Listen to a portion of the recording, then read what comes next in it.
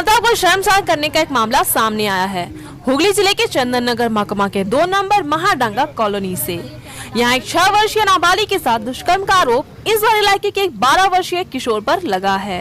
पीड़ित परिवार के तरफ से मामले की लिखित शिकायत चंदन नगर थाने दर्ज करवाई गई है। पुलिस मामले की जाँच में जुटी है। खबर लिखे जाने तक तो किशोर को हिरासत में नहीं लिया गया। पीड़िता की मां ने बताया कि रविवार की रात उनकी पुत्री अचानक दर्द से कराने लगी। पूछने पर उसने कुछ भी बताने से इनकार कर दिया। आखिरकार जब मां की नजर पीड़िता के बनियान पर पड़ी तो वह हैरान रह गई। बनियान खून से सनी थी। काफी दबाव बनाने पर पीड़िता ने बताया कि पड़ोस में रहने वाला सुबह बसु नामक के किशोर ने उसे फुसलाकर बाथरूम तक लेकर गया। इसके बाद उसे दुष्कर्म किया। एक একটা ছেলে আমাদের পাড়ারই ছেলে রেপ করেছে। কি রেপ করেছে মানে? ওকে বাথরুমে ডেকে নিয়ে গিয়ে ওর সাথে নোংরামি করা হয়েছে। আমরা ব্লিডিংটা দেখেছি, ঠিক আছে। এবার আমরা ভেবেছি বাচ্চা মানুষ কোথাও কেটে ফেটে গেছে, ওই জন্য হয়েছে জিনিসটা, যার জন্য ওর মা প্যান্টটা কেচে ফেলেছে, ঠিক আছে।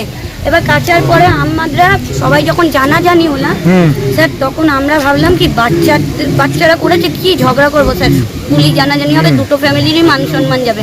আমরা কিছু বলিনি স্যার। আমার ননদ আজকে সকালে তার বাড়িতে গিয়ে বলেছে তোর ছেলে এই কেসটা করেছে আমার মেয়ের সাথে। ছেলেটার নাম শুভ বাসু, বয়স 12 থেকে 13। থানায় অভিযোগ করেছেন? থানায় আমরা অভিযোগ জানিয়েছি এই মাত্র। বয়স 14 হবে। তার নাম हुगली जिले के भद्रेश्वर थाना अंतर्गत राष्ट्रीय राजमार्ग 2 पर स्थित एक सामुर बनाने के कारखाने में आग लगने से अफरा तफरी मच गई। मिल प्रबंधन की तरफ से इसकी सूचना दमकल विभाग को दी गई। खबर पाकर दमकल की 2 गाड़ियां मौके पर पहुंची और घंटों की कड़ी मशक्कत के बाद आग पर काबू पाया। हालांकि इस घटना में किसी के हताहत होने की खबर नहीं है। आग लगने की वजह साफ नहीं हो पाई है और न ही आग में नष्ट हुई संपत्ति का सटीक आकलन लगा है। जांच के बाद ही सब कुछ सामने आएगा।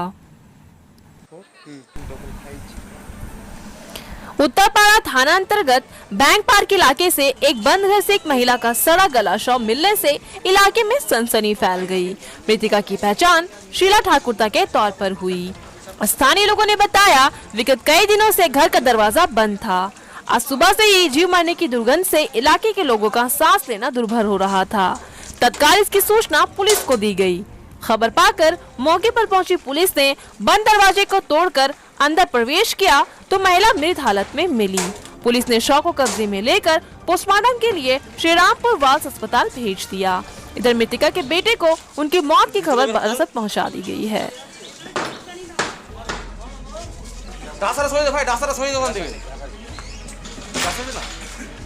थोड़ा उठा कर फेंक दो ना बाहर।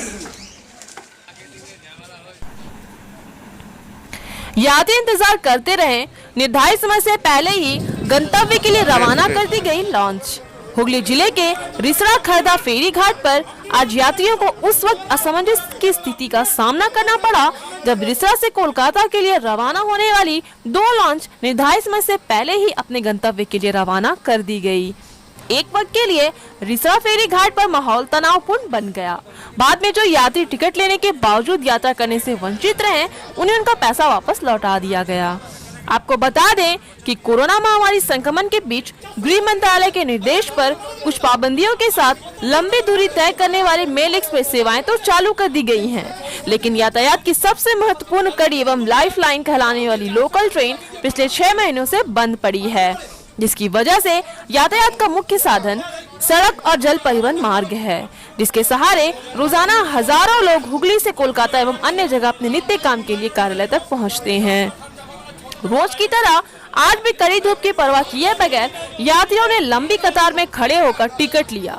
पहली लॉन्च अपने निर्धारित समय यानी 8:30 बजे छूटनी थी, जबकि दूसरी 9 बजे, लेकिन दोनों ही लॉन्च निर्धारित समय से 15 मिनट पहले ही अपने गंतव्य के लिए रवाना कर दिया गया।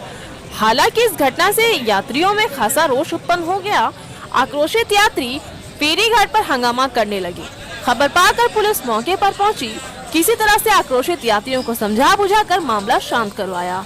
नित्य यात्रा करने वाले यात्रियों का आरोप है कि रिसड़ा फेरी घाट पर इससे पहले भी ऐसी घटना घट चुकी है।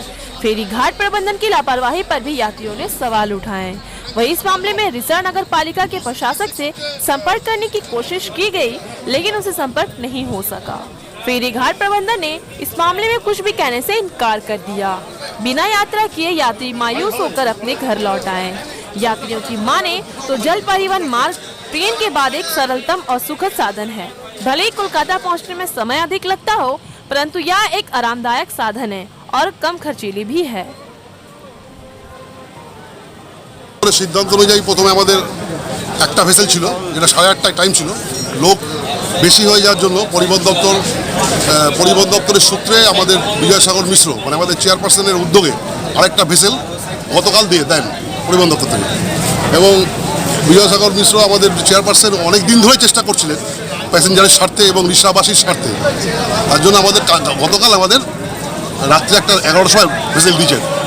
সেটাতে আমাদের 256 ক্যাপাসিটি, 384 জন আমরা ক্যাপাসিটি ক্যারি করতে পারবো।